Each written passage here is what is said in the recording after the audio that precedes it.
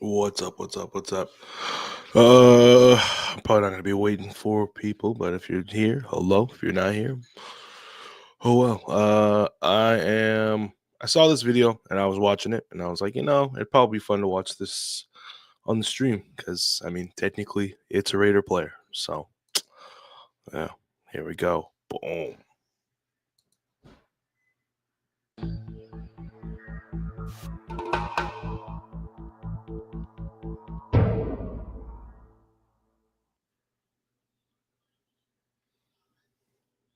Welcome to Audit the Audit, where we sort out the who and what and the right and wrong of police interactions. This episode covers resisting and obstructing, the First Amendment, and traffic stops, and is brought to us by Honor Your Oath Civil Rights Investigations channel and Accountability for All's channel. Be sure to check out the description below and give them the credit that they deserve. Before we dive into the interaction, I want to give a big thanks to the sponsor of this episode, Fume. Have you heard that flavored air is quickly becoming the leading alternative to vaping and smoking? Fume is inspiring a whole new movement towards better habits by developing electronic of other thousand people build better habits. On February 24th, 2024, Deputy Kanarick of the Okeechobee County Sheriff's Office performed a traffic stop on a participant in a charitable event who was allegedly traveling 63 miles per hour in a posted 35 mile per hour zone, and later called Deputy Satalante for backup when she had issued the citation. The driver, along with a large number of other participants in the charity event, which involved high-end luxury vehicles, pulled into a gas station parking lot in Okeechobee, Florida as the traffic stop was being performed. Among this group of citizens was Pro Football Hall of Famer and Super Bowl champion Warren Sapp. The interaction that followed was captured on the body cameras of the various officers involved. All right, come over here. All right, I'm giving you a citation, okay? 63 and a 35. That's unacceptable, man. That's almost double the speed limit. Like I said, we're part of the rally. I understand.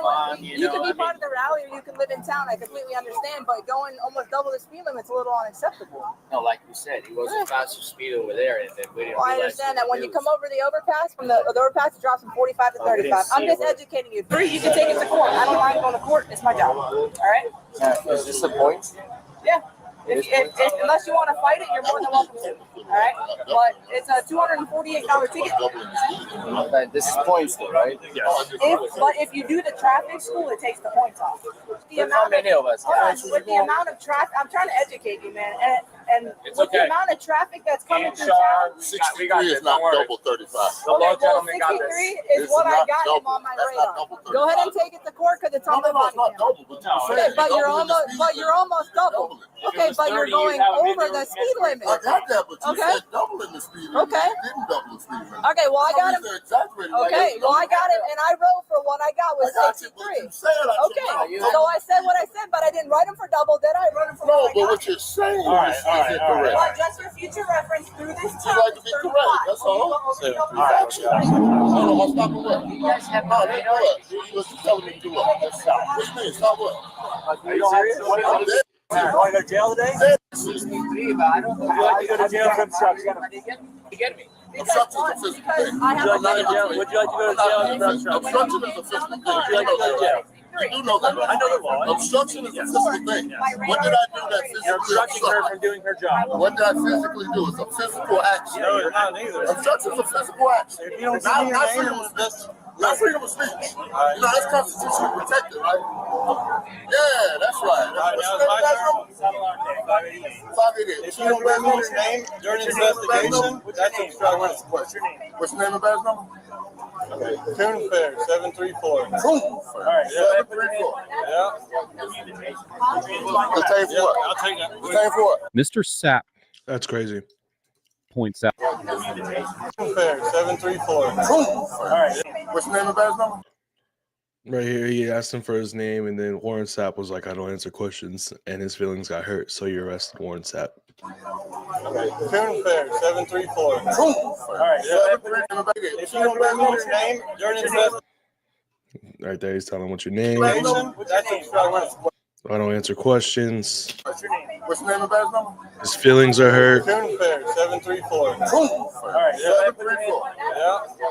And boom, got arrested. I'll take that. Same for it. Mr. Sapp points out that the driver was not traveling at double the speed limit, as Deputy Canerick claimed, since he was only going 63 in a 35-mile-per-hour zone. And in response to the interruption, Deputy Satellante asks Mr. Sapp for his name. After Mr. Sapp refuses to identify himself, Deputy Satellante puts Mr. Sapp in handcuffs and tells him that he is being detained for obstruction. Under Section 843.02 of the Florida statutes, resisting an officer without violence occurs when an individual, quote, resists, obstructs, or opposes a law enforcement officer in the lawful execution of a legal duty without doing or offering violence to their person. Simply arguing with or verbally protesting an officer typically does not amount to obstruction under this statute, and courts have repeatedly held that, quote unquote, mere words or verbal opposition without more are insufficient to establish probable cause for resisting an officer without violence. For example, as the 11th Circuit Court of Appeals, which has jurisdiction over Florida, explained in the 2024 case of Colin versus Smith, quote, Florida courts have generally held, with very limited exceptions, that physical conduct must accompany offensive words to support a conviction under Section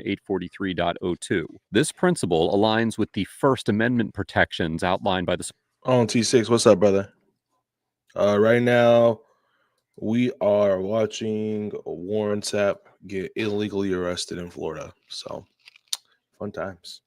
Supreme Court in the 1987 case of City of Houston versus Hill, where it held that an ordinance that criminalized verbally interrupting police was unconstitutional. Specifically, it said, quote, the First Amendment protects a significant amount of verbal criticism and challenge directed at police officers. Speech is often provocative and challenging, but is nevertheless protected against censorship or punishment, unless shown likely to produce a clear and present danger of a serious substantive evil that rises far above public inconvenience, annoyance, or unrest. Therefore, it is highly unlikely that a court would conclude that Mr. Sapp's conduct in arguing with Deputy Canerick's representation of the driver's speed would meet the threshold for resisting or obstructing an officer, as he remained a safe distance from the traffic stop and clearly did not physically impede her in her duties. Likewise, a court would likely determine that Mr. Sapp could not be arrested or even detained for refusing to identify himself under these circumstances. Although a violation of Section 843.02 generally requires some sort of a physical conduct to support a resisting or obstructing charge, an exception does exist for situations where a citizen has been lawfully detained. As the 11th Circuit Court of Appeals outlined in the 2015 case of Moore versus Peterson, quote, when an officer lawfully conducts a Terry stop, Section 843.02 authorizes the officer to arrest a person who refuses to provide identification in response to requests. However, if a citizen is not being detained, or if the underlying detention is not lawful, an individual's refusal to identify themselves cannot be punished. For instance, in the 2011 case of MM versus State, the First District Court of Appeal of Florida overturned a resisting charge because the individual was not detained when he was asked to identify himself, holding that, now quoting,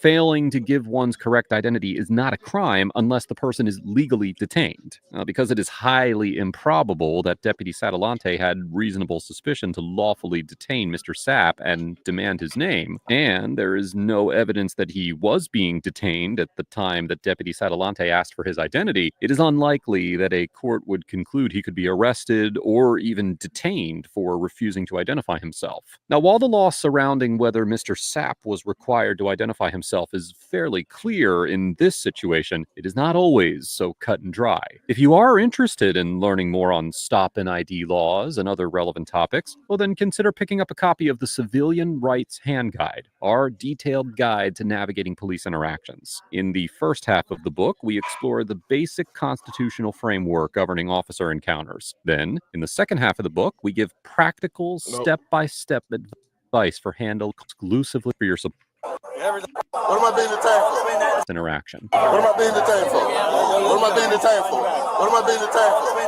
I'm listening. What am I being detained for? Please report. What am I being detained for? We got cameras just like you got. No, hey, is it rolling? Everything's rolling, yep. I got Audio, video, you. recording. You ain't got to hold it that hard, brother. I'm right here. I'm not resisting. I'm not resisting. I'm just standing here. Why you got to grab me like that? What am I being detained for? I'll explain that in a second, sir. You know, this is affecting the arrest. This is a detainment. No, you're applying force right now. No, I'm not. To impede an investigation, I have to do something physical, not talk. That's a freedom of speech. That's a constitutionally protected activity. No, you didn't. No, you didn't. Everybody right here, no, you didn't. You said, do I want to go to jail? And I said, for what? So we gonna see. You still ain't answer about the detainment, sir. You're being detained, and I'll answer that in just a second. What are you detaining? Hold on. No. Wait. This gonna be fun. Everyone needs to step back. You need some tape, don't you? Here you go. You know this is force, right? 1983 lawsuit. Deprivation of rights under the criminal law. I haven't done anything. Not a thing. Not exactly. Hold on. He's gonna answer that for us, right, officer? Why are you arresting? You know it's illegal for you to watch him do this. Yeah, I am. Right? This is force. Absolutely. What am I being detained for? Until I can get your name, that's what we're going to do. You're being detained. What am I being detained for? Hold on. You can explain it. What am I being detained for? What am I being detained for? Okay, I was talking. No, I'm asking. What am I being detained for?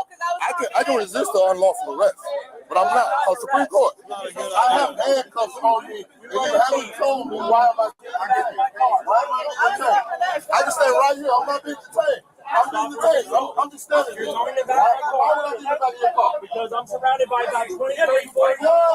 It's not a safe situation. It's a safe situation. Ain't nobody doing anything. What's up, Jesse? Oh yeah, you watched it? Yeah, this is kind of crazy, man. That's a physical act, right?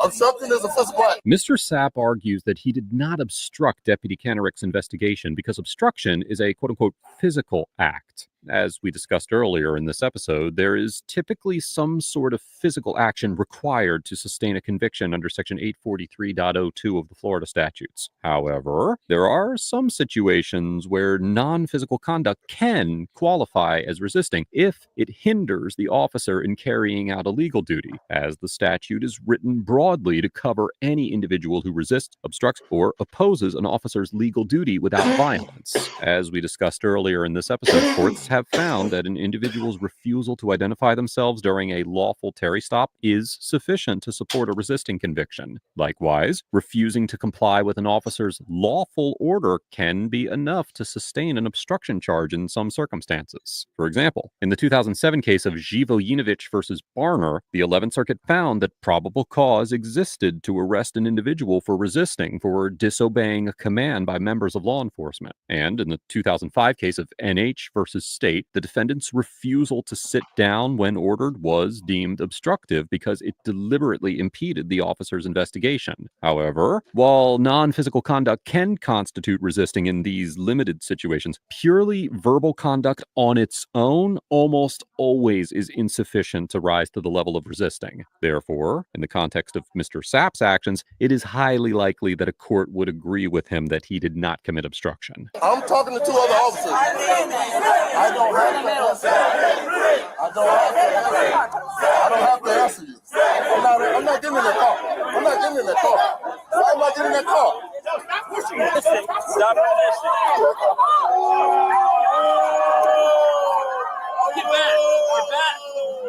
Get back. Why am I getting this car? That's all I want to know. Where's the Sit supervisor? down. Can I get a supervisor? Sit down. Can I get a supervisor? Sit down. That's you? You have anything in your pockets? I don't search. I don't consent to any searches. Well, you are detained. I am being detained for what? Where's the supervisor? Please. No, I'm good, right? You told me to sit. You told me to sit, I'm going to sit. Stand up. You told me to sit, I'm going to sit. Stand up. Can I get a supervisor, please? Stand up. Can I get a supervisor, please? Stand up. Can I get a supervisor, please? Brother, It's kind of crazy.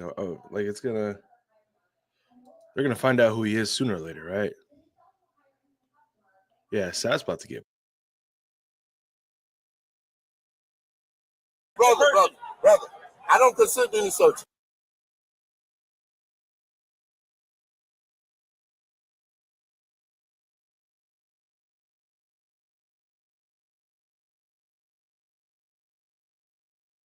You are detained. For what?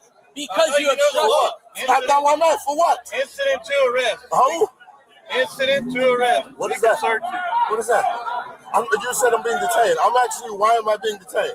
Can I get a already supervisor? told you why. Why? You have Because I didn't give you my name? You need to give You us a said name. because I didn't. No, I don't. Yes, you do. I have the right to When remain I ask you silent. to leave Sir, and move back, and you do not. Sir, none of that was asked to me. Please get in the car. Can I get a supervisor? Can I get a supervisor? I need a supervisor because he told me I'm being detained because I didn't tell him my name.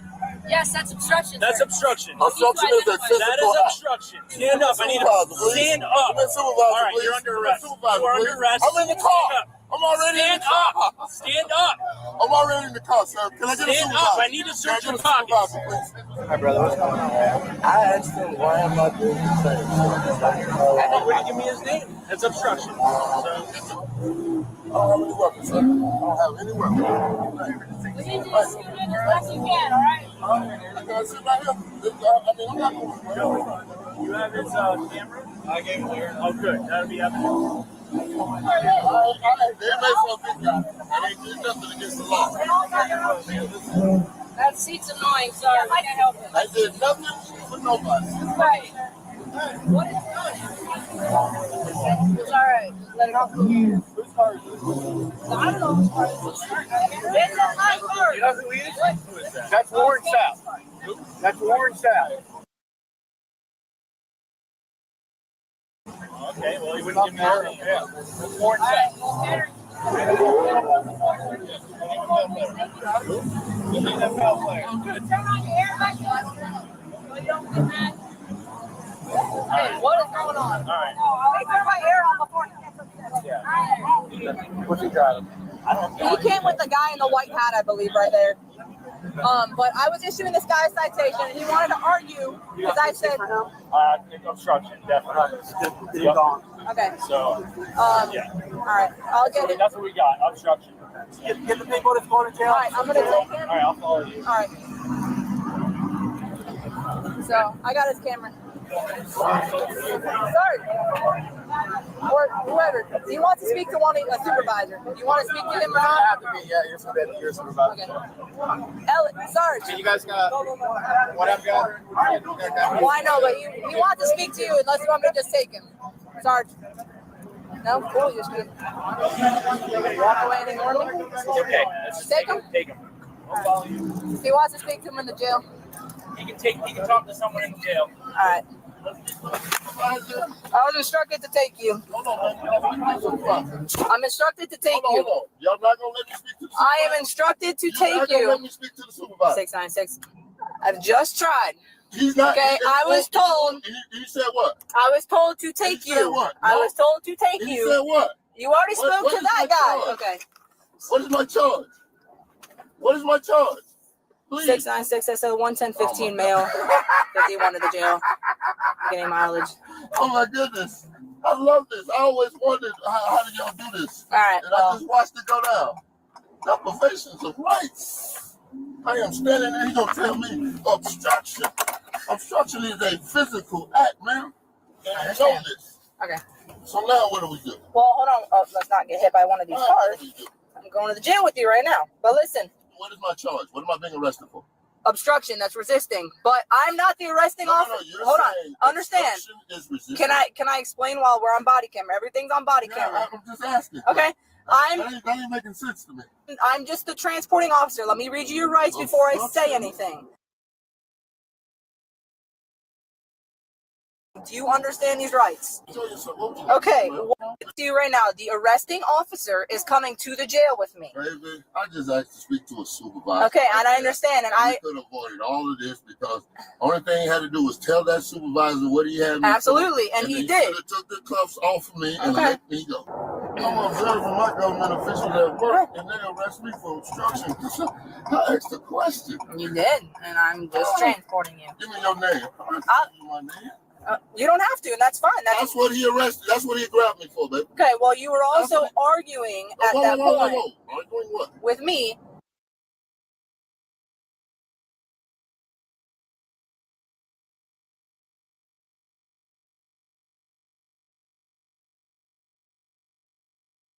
No. We was just having a discussion about you saying double. Okay, and I wrote And it them wasn't for. double. That's Okay. all. I mean, that was an easy discussion. And it was, and I So- told so you, what but you then told you me kept was- going. y'all stop that body cam? This is still rolling. No, mine. Oh, I don't know. I don't know how to use that. I don't want to mess with it. Definitely stopped. But listen, if you want to request the footage, mine's been rolling the whole Oh, time. no. No, I understand. And you've been good to me. I understand that. But I'm not the one who arrested you. Are you going to give me your name or no? Okay. He's not going to give a name, so put him in a cell until he wants to give you a name or fingerprint, because we're not going to do this all night.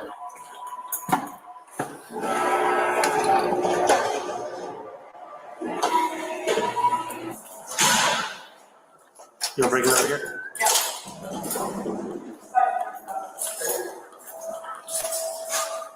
This way.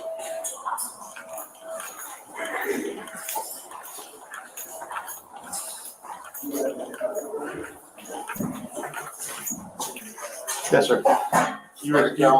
Yes, sir. It's being recorded. Oh, I was making sure. My name is Sergeant Ellis. I'm the road patrol supervisor. You want to speak to the supervisor? I was wondering, you was outside the gas station when they drove away, right? Yes. How come we didn't have a conversation then? Because you were already in the back of a patrol car and we needed to get you out of there as quick as possible. And that's what we came up with? That's what happened. Okay. Whenever there's a situation like that, we try to clear the area as quick as possible. Because There's a large group of people there and it could turn dangerous it was peaceful. We were peacefully assembled. at that point. Well, your officer had been there for 15 minutes writing a ticket. Well, the officer was screaming for backup too, so we went. I got that part. So now, when my situation, You asked to speak to the supervisor, so I'm here. What So would you, I'm what, asking, what would so you like to know? what was that? What am I here for? You're being arrested for obstruction. That's a physical act, right? No, it's an impeding investigation.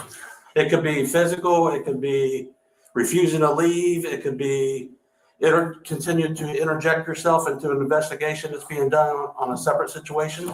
Wasn't an investigation. It was a ticket being written, right? It was a traffic investigation. So after you hand the person the ticket, the traffic stop is effectively over? Where the deputy was still talking. No, I was asking, after you hand the ticket to the man, the is effectively over? The stop is over? It depends. I'm asking. If the ticket is being explained to the individual who has the physical ticket in his hands, then no, it's not. Why he's folding it up? It's stop. Mr. Sapp, I'm not going to argue with you. Oh, no, You'll definitely not gonna argue with you. You'll I'm just asking. have your day in court. I understand that. So Oh, no, because I just had my rights violated. Your officer said to me, do you want to go to jail? First thing he said out of his mouth to me. I said, excuse me? What's your name? So I laughed. Because I do have a right to remain silent, right? I have the right, Fourth and Fifth Amendment, right? yes, you absolutely have a right to remain silent. But you don't have the right to interject yourself into an investigation. I wasn't in the traffic stop. The traffic stop was over. The traffic stop was still being conducted. The The traffic deputy stop was over. She hadn't handed him the ticket. I said to the other officer that didn't arrest me, I said, how fast was he going? He said, I don't know. It's not my stop. I said, you know what? It's right. So I walked over and looked at the ticket because the lady said that he was doing double the speed limit. And I was like, that's pretty fast. I don't think he was going that fast just then. And he wasn't going double. So I just asked her, I was like, we just want you to be factual, man. You have the speed right there. There's no reason to say the man was going double when he wasn't. And that's when I got his attention. You shut up. I don't have my First Amendment right is free speech and doesn't work in Okeechobee. Yes, you have the right for freedom of speech. Once the ticket was explained to them and he leaves, that's when the traffic stop's over. He wasn't in the traffic stop. The guy that had the ticket in his hands. No, the officer with me. He was back up to the officer that was there conducting the traffic stop. The traffic stop was over. Okay. Mr. Sapp argues that the traffic stop was over and that there was no quote-unquote investigation to obstruct because Deputy Kanarick had already handed the driver his ticket. Under Section 843.02 of the Florida statute, a citizen cannot be guilty of resisting or obstructing without violence unless the officer was engaged in the lawful execution of a legal duty at the time of the alleged resistance. As the U.S. District Court for the Southern District of Florida explained in the 2024 case of Cross versus Johnson, quote, Florida courts have consistently consistently maintained that there is a distinction between a police officer in the lawful execution of a legal duty and a police officer who was merely on the job. Well, this means that the mere fact that an officer is clocked in and on duty does not mean that they are, quote unquote, in the lawful execution of a legal duty for the purposes of the obstructing statute. Rather, as the 4th District Court of Appeal of Florida outlined in the 2013 case of AR versus State, examples of the lawful execution of a legal duty include serving process, legally detaining a person, asking for assistance in an emergency situation, and investigating a 911 call. Under Fourth Amendment law, a routine traffic stop should end once the driver has completed the purpose of the stop, addressing the traffic violation, and issued a citation or warning. At that point, the driver and any passengers should be free to leave, absent new grounds for continued detention. As the Supreme Court stated in the 2015 case of Rodriguez versus United States, quote, authority for the seizure ends when tasks tied to the traffic infraction are, or reasonably should have been, completed. Accordingly, even if Mr. Sapp's actions had rose to the level of something that could constitute obstruction, which, as we explored earlier in this episode, they almost certainly did not, he would also have a strong argument that the traffic stop detention was completed at the time he began speaking to Deputy Kanarek, and therefore she was merely on the job rather than in the lawful execution of a legal duty. I'm not going to argue semantics. No, it ain't no semantics. I mean, his body cam was on and everything, right? Correct. That's all I need. All the officers that was there, body cam and all that good stuff. And Yeah, it'll all be in there. And, the 1983 deprivation of rights, my first, my fourth, and my fifth. yes, sir. And you're more than willing. And I really don't know how me and you couldn't have had this conversation with all those officers. I watched the other two officers sitting there so peacefully calm and say, really? You just gonna allow this to happen? I haven't done anything. Okay. He asked me my name and I don't have to tell him my name. Sure. If you feel like your rights have been violated. Oh no, it's going down. Don't worry about it. I heard you. You I can, heard you. You didn't want to speak to me at the scene. Let him drive off without it. I thought we listen, go. you can fill out a citizen complaint on the deputy if you choose to. And there'll be an internal investigation done on it. Oh, yeah, you want to investigate yourself and find nothing wrong, just like you're doing right here in front of me now. It's fine. It's cool. We're going to see what the federal court got to say about it. Okay. You have that right. Oh, absolutely, I do. Absolutely. Any other questions I can ask or answer for you? I'm glad you finally got around to having a conversation with somebody that was just unlawfully arrested. And the cop got back out and started yelling at you to come back, and you still didn't come. I say that again? The lady officer got back out and started yelling, Alice. Lady officer. Yeah, the one that drove me here? The person that drove me here. Yeah, He didn't even look at her. I didn't hear it. He didn't even look at her. There were so many people out there He didn't going even on. look at her. There were so many people going on. You didn't even look at her. No, I didn't. Classic. Anything else you need to know? Oh, no, I'm good. You got your business card? Sure. Thank you. Okay. It shouldn't be much longer, by the way. I shouldn't even live that, Mr. Ellis, but I see Okeechobee needs a refresher course in the bring it to you. I promise you I will. All right. I promise You can put him back. you. Is your supervisor? My supervisor? The lieutenant? Yeah, Lieutenant Lowe. Is he around? Yeah, he's working. Could you give him a call? Give him a call for me, please? Would you like to speak to him? Yes, I would. Okay. I'll let him know. According to Mr. Sapp, he was held in the Okeechobee County Jail for 3 hours before he was released on a $750 cash bond, and the resisting without violence charge was reportedly dismissed by the state attorney shortly after the arrest. In January of 2025, after retaining legal counsel, Mr. Sapp sent the Okeechobee County Sheriff's Office a notice of intent to sue, alleging multiple violations of his constitutional rights and claiming $20 million in damages. As of the date of writing this episode, a formal lawsuit filing could not be located with a search of public court records. Overall, the Okeechobee County officers get an F for treating Mr. Sapp's verbal disagreement like a criminal offense, likely in violation of the First Amendment, unlawfully arresting him for refusing to identify himself, despite the fact that Florida law does not require individuals to identify unless they are lawfully detained based on reasonable suspicion of a separate crime, and demonstrating a fundamental misunderstanding of Florida's obstruction statute. Florida courts have consistently held that mere speech, even if argumentative or critical of police, does not constitute obstruction under Section 843.02. And the Supreme Court has repeatedly determined that such speech is protected by the First Amendment. Accordingly, because Mr. Sapp's speech could not constitute grounds for a lawful detention, his refusal to identify himself could not justify an arrest or even a detention. By wrongfully arresting Mr. Sapp on legally insufficient grounds,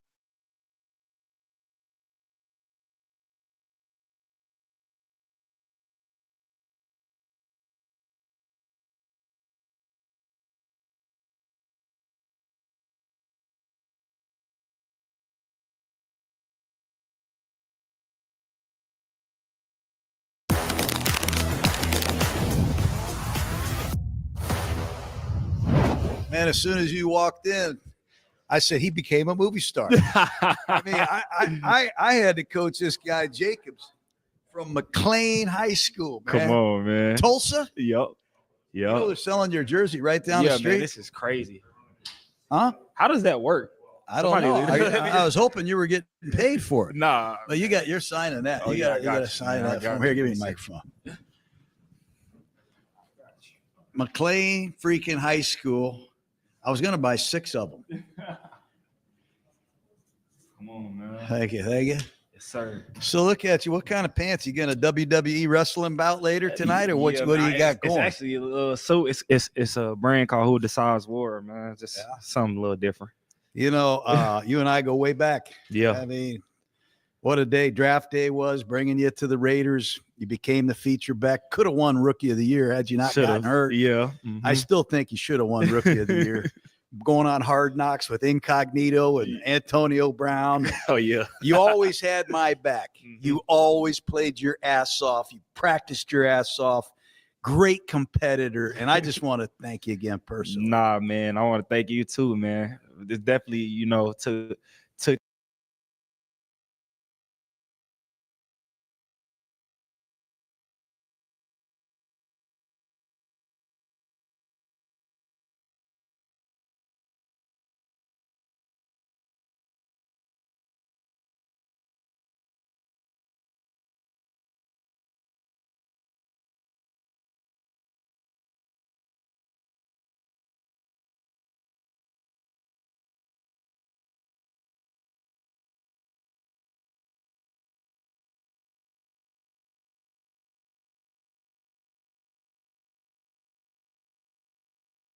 get that chance on me, man. And like I tell people all the time, you're one of my favorite coaches for sure. Yeah. For sure. Well, shoot, man. Tell me about where you are, Green Bay. I had my first son, Deuce, in Green Bay. I was a receiver coach for 3 years, you know, playing with the Raiders, a great mystique, a global organization. What's it like being a Green Bay Packer? Man, it's definitely different. Like the history is crazy out there. You know, the people, it's weird because they're like so friendly. Like everybody's friendly. Yeah. It's like very genuine. It's kind of crazy, but just playing in that stadium, knowing all the history, knowing how electric the fans are, you know, obviously the Lambeau Leap and things like that is definitely elite. I remember going to Vegas. I said, oh, shit, I got to be the head coach of a team in Las Vegas. I got to deal with Josh Jacobs. Oh, my God, man. There's a lot of distraction over there at the casinos and all that stuff for all of our young players. Yeah. But when you go to Green Bay, there ain't many places to go. What the hell do you do with your free time out there? Really, man, just fish. That's about it. Anything outdoors, they be having like, they let us go out and shoot and, you know, and shoot bow and arrows and all of that type of stuff. So it's real chill. Like it's nothing but football. It kind of remind you like a small college town. It's just football. Mm-hmm. You've changed the identity of that offense. You know, Coach LaFleur, hell of a coach, great offensive mind, Jordan Love, a lot of young receivers, good tight ends. I think of LaFleur and I think of like the LA Ram offense, one back, a lot of passing. I watch the Packers, man. You guys run the ball more than anybody in the league in the first quarter. You really are the tone setter for that offense. Talk about that a little bit, Josh. I mean, coming in, you know, especially the first few weeks, I felt like we was kind of just like missing a certain type of like juice and like spark. Like we were still playing good and things like that. But, you know, we have a group of the youngest NFL team. So like we have a lot of young guys on that offense. So for me, I was always like, man, let me get the ball, let me set the tone, and let me get it rolling. I was laughing watching you play Miami because it was cold as hell, man. Yeah. I said, I don't know how Jacobs is going to like it out there. It's going to get cold, man. But you were wearing short sleeves, Yeah. and you almost looked like you were intimidating Miami because of the weather. And then you added your style of play. Talk about, or just tell me about the weather and how it impacts you. Yeah. So like, it's not, honestly, I thought it was going to be a lot colder. Really? Yeah. Like, but you know, normally January is really when it starts to get cold out there. It probably snowed like 2 or 3 times last year. So they was like, I didn't really get to feel the weather like how it normally is. But I love running in the cold because don't nobody want to tackle me. And so for me, like all it takes is me to hit somebody hard 1 or 2 times, and like the rest of the game, they kind of like catching me. So I love playing in the cold. I remember we played the Saints on Monday Night Football, and we ran 96 G lead. We went to the 3 technique. We checked it. And you came out of the pile one time and you hit about 14 Saints, man. And I mean, your running style is vicious. You'll fucking hammer people, man. And I feel that in Green Bay. I just feel the physicality. Can you tell the young running backs out there what your running style is? Yeah. So for me, man, I like to play what I consider mind games. I like to hit people early, especially the DBs and the linebackers. I like to hit them early to set up everything that I could do later. I feel like DBs, they always do 2 things. Either they catch after you hit them or they shoot, you know, for your legs after that. So like it's just setting up anything else that I want to do later in the game. Mm-hmm. But you're looking for action. I'm looking for it for sure. Yeah. And the stiff arm, you've always had a really good stiff arm. I've loved some of the brandishing you do to people on the sidelines. But I got to tell you, that one you got against the Honey Badger on Monday Night Football, did that surprise you when you saw the film? Yeah, I didn't know he flew that far. Yeah. Like when it happened, I was like, what's the key to a great stiff arm? Give me that. Give me that. Show me what is the key to a great stiff arm? The key is leverage. You got to pick. So like every DB now is taught to swipe at the hand.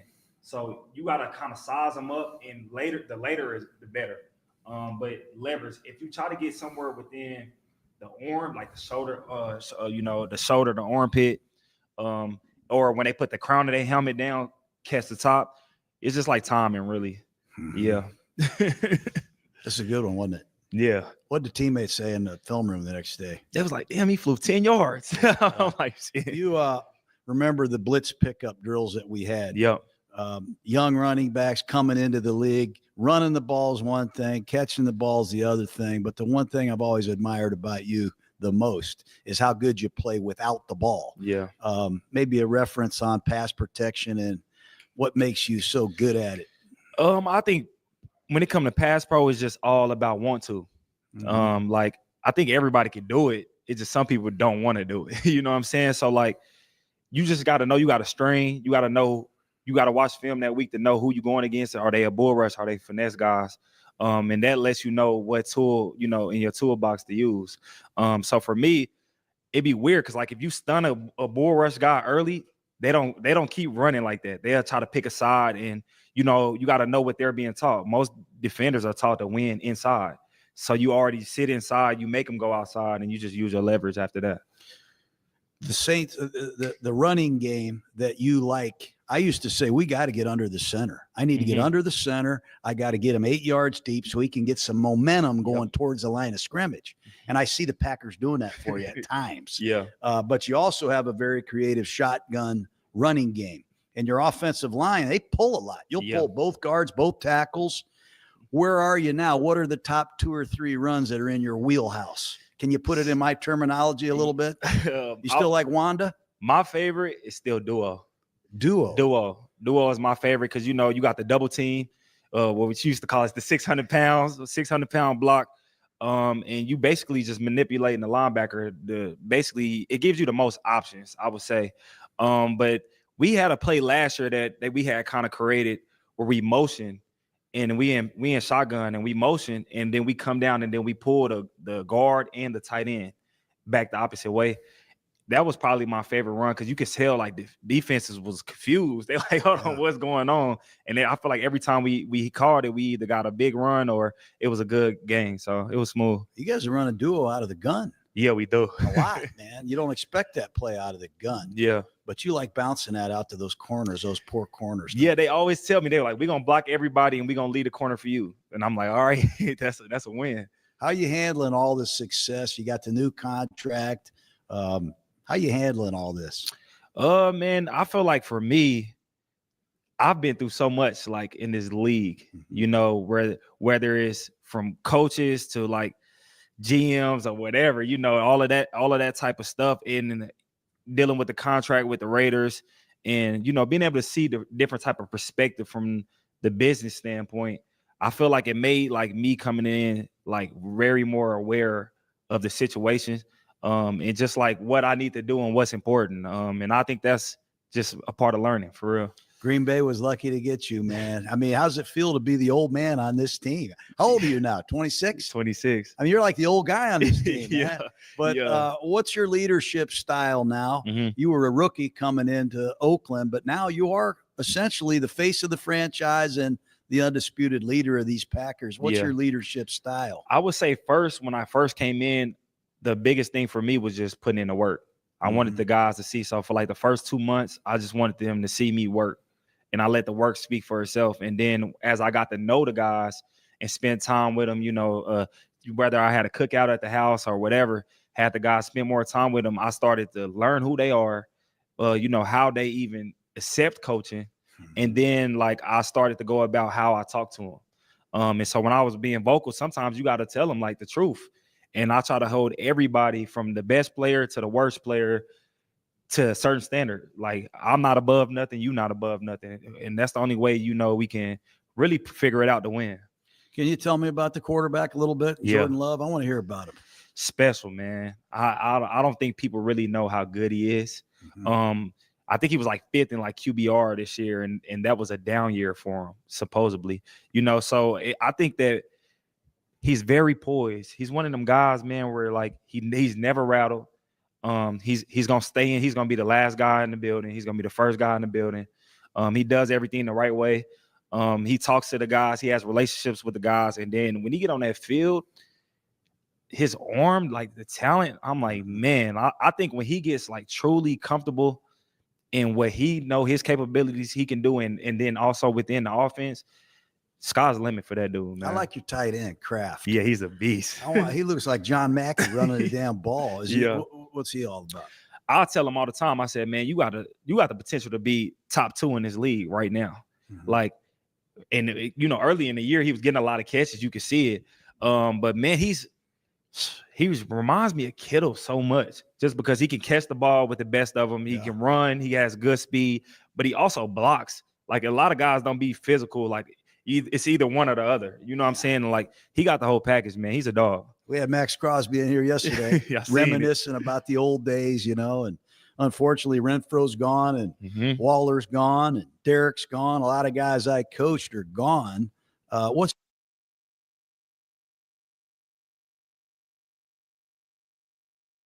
your recollection of our days back then? I would tell people all the time, I said, man, they always ask me like, how was Gruden? How was he? I said, man, he was a fun coach. Like you always brought the juice every day into the meetings. You always uplifted us in the meetings, and you just made the learning the plays and stuff fun. You made it exciting. So for me, I was like, I'm blessed to be able to say that I came into that type of situation. I was hurt, man. When you left, I was like, man, like still love you. Still one of my favorite coaches. I tell people all the time, I'm like,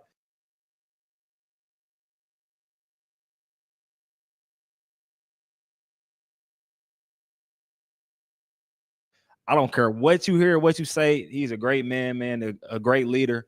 And you know, you got my support always. A lot of people criticize my draft picks, you know, because I did make some mistakes, I guess, if you want to be honest. But anybody that criticizes this pick, they can kiss my ass. I got this one right. You know, I thank you for being my friend, and you know this. I'm pulling for you. Oh man. yeah, most definitely. And I'm expecting a lot. I Most think definitely. the greatness in Josh Jacobs is in the future, man. I mean, you really got a chance to put some years together. Charles Woodson, he reinvented himself in Green Bay. He was a great Raider. We drafted Woodson, and he went to Green Bay, and it settled him. It focused him. Tell me about your family real quick. Yeah. I want to know about these little ones. Yeah. So It was actually, man, on the 3rd, my son just turned 9. Yeah. So it's crazy how that's going. Like, 9 you know, years old. getting old, man. He'll be playing with you by the end of your contract. Man, nah, I'm not trying to play that low. Is he an athlete? Yeah, so he plays soccer though. He plays soccer. He loves soccer. But man, all my family, man, they come down. My pops, he's doing real good. My little brother, he's in school at UAB. So you know, it's a lot of moving parts, man. But it's been fun. Sure. You changed your stance, man. Yeah. Why'd you do that? Just to piss me off? Hey, I'm surprised you noticed that. Yeah. Let me see it. Tell me what you changed and why you changed it. Yeah, man. So I'm like right here. Yeah. I'm like right here now. I used to be like up here. Yeah. Yeah. So give me the genesis. What I think I changed it because when I'm tired, you can't tell. You know what I'm saying? You're always played possum. Yeah, like it you always remember looked up the in same. Cleveland when it was a blizzard and we were kicking their ass and they knew we had to run the ball. We all knew we had to run it because we couldn't throw it. You were playing possum in that game too. Man. Yeah, I remember. You get up off the ground like someone shot you. You know, oh man, I said, leave him in the game. But you are playing a mental game with the defense sometimes. Right? Yeah, most definitely. I think football it's a lot of that. You know, it's a lot of mind games, and like you say, sometimes I act like the hit hurt, and I know the hit didn't hurt. Yeah. But I'm letting the guy think he got one over on me. So when I see him next time, I'm gonna try him. Yeah, I remember a lot of times you'd be out there playing. I never wanted to take you out of the game. Yeah. And Bisaccia or Kirby Wilson or somebody would take you out. Yeah. Don't you take him out of the game. You know what I mean? I would have ran you into the ground. It's probably a good thing you and I aren't together anymore. But you keep rolling, man. You keep rolling. You keep pounding the rock, and just know I love you, brother. Nah, I love you too, man. Man. Yes, sir. Thanks for being here. Thank you. Yep. Oh yeah. Oh. You know, a lot of people are talking about these shoulder pads, and I'm amazed at how you can carry the ball in the NFL and not have a big old set of pads. These are the smallest, lightest pads, and these are the ones you wear? Yeah, man. So since my rookie year coming in, X-Tech has been the brand that I've used, man. And the technology that they have in this is unbelievable. The flexibility, how light the pads are, you like legit do not feel a hit in those, you know, so it's really crazy to me.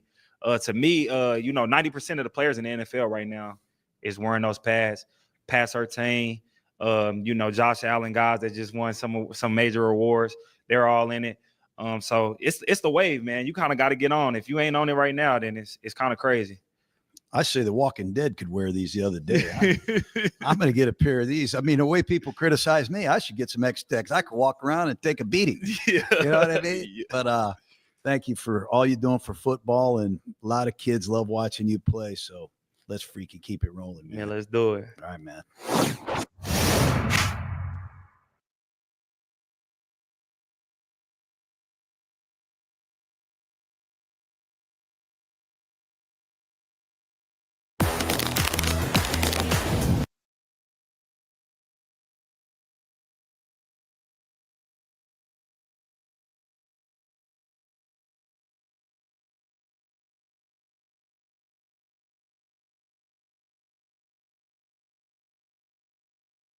Now, it would all begin in high school, where he would attend North Syracuse High School. Tyvon Branch was a track star athlete, so much so that while he was in high school, his senior year, Tyvon Branch won the National Indoor Track Championship in the 60 meters.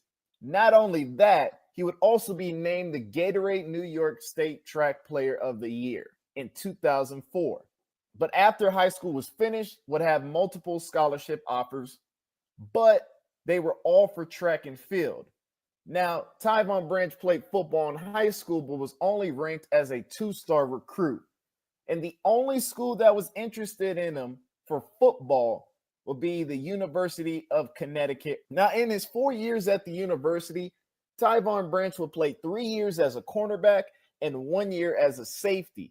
He started in 31 out of the 48 games he played there, recording 230 tackles, 3 interceptions, and did work on special teams with 2 kickoff returns back for touchdowns. So now that his college career is over, now it's time for the combine. In the 2008 NFL Combine, Tyvon Branch, with his track speed, mind you, would run a 4.31 40-yard dash. And as we all know, Al Davis loves people who can run in the 40 and have the speed. So in the 4th round of the 2008 draft, Tyvon Branch will be selected by, you guys already know, the Oakland Raiders. Now, the Raiders would decide to put Tyvon Branch at safety instead of cornerback in his rookie year. Tyvon Branch would not be the starter in his rookie year, but he would play in 8 games. And in those 8 games, he would have 8 tackles, 1 forced fumble, and 1 interception. And funny thing about the 1 interception, against the Kansas City Chiefs with a broken thumb. Now that's just savage. that dude has heart, bro. Now we're gonna fast forward to his 2nd year in the NFL. Now it's 2009. Play action, and they'll swing it out this time. And this is the big fella, Brandon Manu. And not much there this time. Tyvon Branch sniffing it out. That's a 205-pounder tackling a 300-pounder. I mean, that is what you call open field tackling.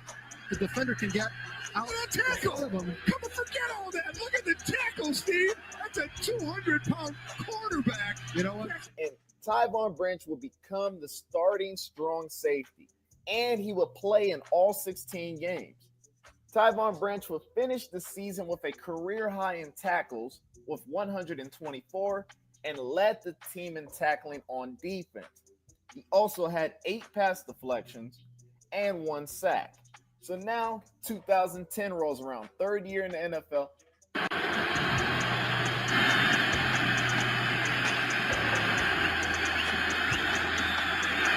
Kenny's short drop, in trouble, and sacked again. This time, Tyvon Branch gets, and they all come in. 8 of the 9 guys are there. One of them falls off with Fasano in coverage, and the offensive line, the backs, they just get confused, and guys slip through. So that brings on Dan Carpenter. And this will be the 2nd straight year he would start and play in all 16 games and would lead the team in tackles yet again with 104 tackles. Not to mention, he also had 4 sacks, 1 forced fumble, 2 fumble recoveries, 1 interception, and of course, this game-saving touchdown. That's an incomplete pass. His arm was moving. They pick it up with Tyvon Branch. Although we've heard no whistle, they've not marked him down. There he goes in a foot race with Sproles. That is a touchdown. And now at this point, Tyvon Branch seems to be getting a lot better and more consistent. He was also part of the 2010 Raider defense that was 2nd in the NFL in stopping the pass. Now we go to his 4th season, and in 2011, 29 quarters. The flags are down on the opening snap, and Matthews still bouncing out. And look out, he's hit. Might be a safety, but we got penalty markers down as well. It's a horrible decision by Ryan Matthews. A great hit by Branch, but I think it's going to be On yesterday for about a half hour. It's the middle, incomplete. The coverage on Brady, Whiskey, incomplete. Branch was there. Down inside the red zone. On the roster today for the Patriots, and there you see, look, great coverage by Tyvon Branch. And Gerhardt is in the running for the Heisman while it's Stanford. Run out of bounds. Nice play right there. and now throws to the end zone. He's intercepted. Branch has the interception. Oh, man. 2nd and 8. Rivers throws out the toe to the safety valve, but he's got Branch all over it. For the first time, takes the handoff from Heaney on 1st and 10 from the 38. There he's got a receiver. Good looking catch by Stevie Johnson. The ball is free. And that's Green running right into Branch. Yet again, can you guess what happens? He would start and play in all 16 games. Not only that, for the 3rd straight year in a row, led the team in tackles, this time with 109 tackles. Also had 4 pass deflections, 1 interception, 1 sack, and 1 forced fumble. So now it's been 4 years, and Tyvon Branch is looking good. He's looking like a consistent starter. He's getting 100-plus tackles each season. He's not getting injured, and he's leading the team in tackles. So obviously that's an important piece that you want to keep on your Raiders defense. So in March of 2012, Tyvon Branch's rookie contract was up, and the team would decide to franchise tag him for the 2012 season. But 4 months later, the team would decide to sign him before the season start and signed him to a 4-year deal worth $26 million. Now, Tyvon Branch earned it. Like I said, wasn't getting injured, consistent tackler, and he always led the team in tackles. I was super excited when it happened because I was like, finally, the Raiders have their piece at the safety position, and hopefully this can turn out to be really great in the long term. But right when the contract got signed, the problems would slowly start happening to Tyvon Branch. Now we go to the 2012 season. Tyvon Branch would start in the first 10 games. And in those 10 games, he looked good. 64 tackles, 1 interception, and 3 pass deflections. But during week 11, Tyvon Branch will be ruled out for the first time since his rookie year out of a game and would miss week 11 against the New Orleans Saints, where they would lose 38-17. Now, prior to this, can you just guess how many consecutive games Tyvon Branch played in before the injury? Tyvon Branch played in 57 consecutive games before the injury. 57. That's a lot of games to go and keep playing, whether you have injuries or you're fighting through an injury. So I have to give it to Tyvon Branch. The dude got heart, playing in 57 consecutive games, y'all.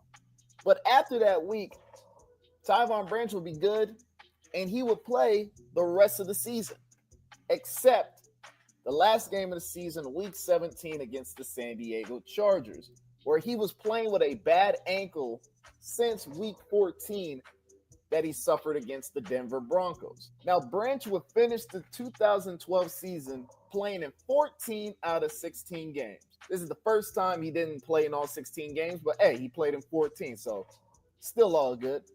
He finished the season with 94 tackles. 94. So this is his first time since his rookie year. He didn't finish with over 100, but hey, it's still good. 94 is close to 100. Finished with 94 tackles, 1 interception, and 3 pass deflections.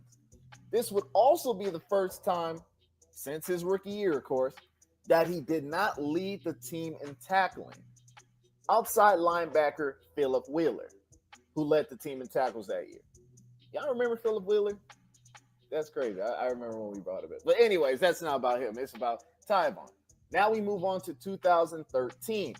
And in the offseason, the Raiders would bring Charles Woodson back. Tyvon Branch now had a chance to play with a future Hall of Famer in the secondary and possibly one of the greatest defensive backs to ever play the game. Things would start off great in the first game of the 2013 season against the Indianapolis Colts. The Raiders would lose that game, but Tyvon Branch would look like his old self. He finished the game with 5 tackles, and he even managed to get 1 sack in the game. But then he would be hit with this in week 2 against the Jacksonville Jaguars. Tyvon Branch, for the first time in his career, would suffer a season-ending injury, which he would break his fibula and only play in 2 games that season.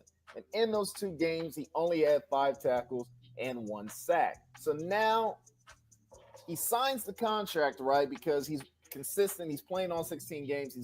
He deserves the money. And the last 2 seasons started having a little bit of injury problems. 2012 wasn't really a big deal. He played in 14 out of 16 games, which is still good, which is still decent.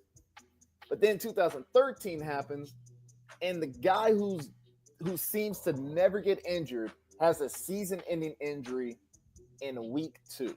Damn, that I know that had to be a tough blow for him. But we're going to fast forward to 2014. So now he's 100% good. He's feeling 100% in his leg, his fibula area. He's good. He's trying to bounce back, playing with Charles Woodson yet again for the 2nd straight year. But another blow would happen to Tyvon Branch as he would have another season-ending injury But this time, what happened in week 3 against the New England Patriots? Branch would his foot and would be placed on IR. In the last 2 seasons, he was only able to play in 5 games. Branch finished the 2014 season with 27 tackles and 1 pass deflection. But here's the other blow. Once the season was over with, the Raiders would decide to cut Tyvon Branch due to his injury history. So now we're going to 2015, and now for the first time ever, Tyvon Branch is a free agent. Branch had multiple offers from teams including the New York Jets, the Washington Redskins, Indianapolis Colts, and the Kansas City Chiefs.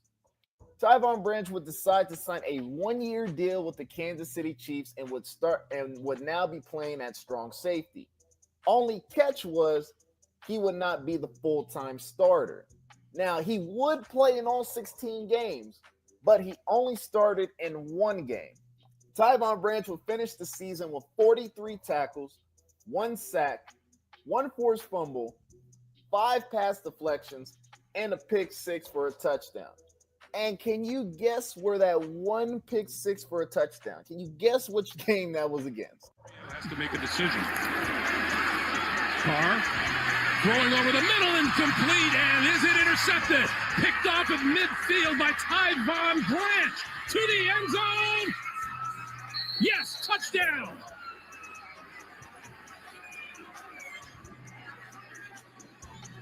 Tyvon Branch, the ex-Oakland Raider. Fucking crazy, man. I remember watching this game. I remember seeing that, and I was so hurt. I was like, damn, man, I love this dude so much. But he fucking hit. He had to score a touchdown on us like that. But I understand it is what it is. It is a business. Now, after the season was over, Tyvon Branch would not decide to re-sign with the Kansas City Chiefs. He instead would sign with the Arizona Cardinals in free agency, signing a 2-year deal. So now Tyvon is with a different team. And now he's on a team where he's the full-time starter. He's coming off some good news. Last year, he played in all 16 games. Didn't start that much, but he played in all 16 games and didn't have much injuries.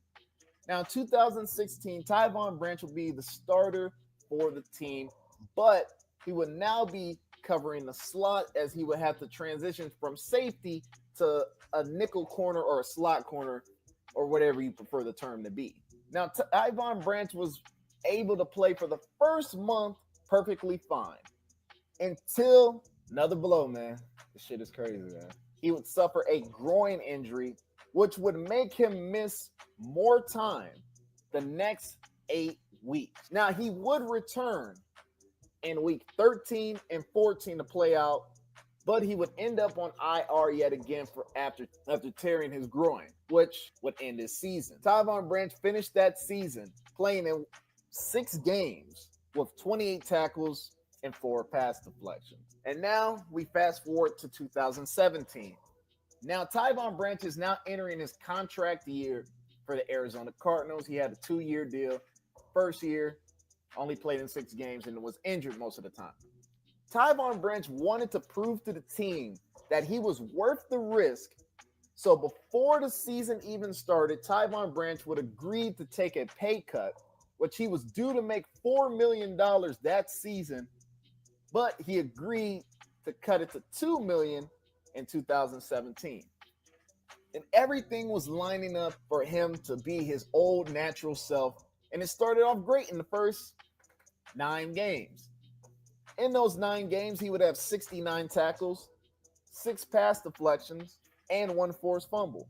Then came week 10 against the Seattle Seahawks on Thursday Night Football. And this happened. 3rd and 3, going Jimmy Graham's way. Goes up and gets it. Touchdown Seattle. In front of Tyvon Branch. Jimmy Graham in the end zone again. And Branch shaken up on the play. Take that misstep and all his teammates around him. Tough. We'll be right back. Tyvon Branch been in this league for a while. Long stint with Oakland and then Kansas City. His 2nd year here, and he's helped off after he challenged Jimmy Graham on that touchdown catch. See that inside knee right there. Tyvon Branch would now tear his ACL in his knee, and as you guys all know, ACL injuries are pretty much season-ending injuries. So here it is now, ends up injured, and it ruins his season. And after 2017, Tyvon Branch hasn't been with a team so far, and it's been 2 years. And I was kind of wondering, like, did they not want to sign him back, or was he still looking for offers, or was he still looking for work, until I came across this on Instagram. And as you can see, this is like an Arizona Cardinals page or whatever. And they ask him the question. They ask him like, hey, man, so like, are you coming back, or are they trying to bring you back, or what's the deal? And it kind of broke my heart when I saw Tyvon Branch's reply where he replies that he retired. I mean, which is good for him though, man. I mean, with all the injuries, you got to think about your health, man. But to me, maybe it's my Raider biasm. I don't think it is, but it's like Tyvon Branch to me was an underrated player at the safety position. Dude was great at tackling, wasn't afraid of contact, hard hitting, and you knew that you would get over 100 tackles from this guy each season. And it's sad that the injuries started piling up and piling up and piling up, and to the point where you have to just retire. Maybe it was just for him. Maybe it was, he couldn't find any other teams to sign with, or maybe it was just him going like, you know what, I can't keep doing this and rehabbing. Because I know the injuries take a toll on your mind after a while. It's not also just getting back, to your form, but it's also mentally like, can I do this, and getting past that in the rehab. So, hey, man, Tyvon Branch, I just want to let you know, man, I appreciated everything that you did for us with your time with the Oakland Raiders.